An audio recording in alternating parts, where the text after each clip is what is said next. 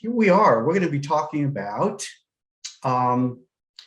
integrative treatment programs for chronic pain and for opioid addiction. Let me tell you a little bit about myself, even though I know you've got my bio. How can this person be telling us about this stuff? I have been practicing Chinese medicine for 40 years. And most recently, I am the executive director of Quest Center for Integrative Health, which is, as you can read, we are a multidisciplinary, integrated, not-for-profit, community-based health clinic.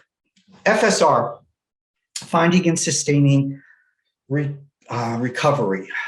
And it is both, there are two legs to it. We have an abstinence-based program, as well as a harm reduction, or we really like to call it a recovery readiness program. We like to put a much more positive spin in our language to the community.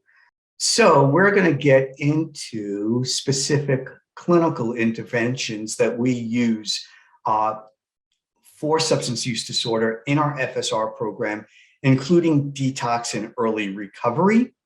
And I will try to really be as specific as possible without being weighty with this. Again, and maybe what we'll do is we'll ask questions, Caitlin, if it's okay. We'll ask questions after each particular program and specifics, so people don't have to wait to the end. I know it's Sunday afternoon, and I think some people might not stay on for everything, so I want to give people a chance, okay? From a naturopathic standpoint, I know this is probably looks very simplistic, but sometimes simple is best.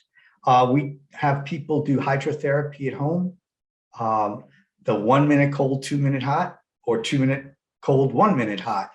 But and the only people that really have trouble with this is houseless folks, because to have them ice up or heat up their hydro, it's not really possible in that scenario. For those of you, this will be quick, but this is important. Let's say you are in private practice. I'm sure most of you are probably in private practice, but some of you aren't. And you feel like you would like to be able to bring this kind of care to more than just private practice clients. There is a way to do that.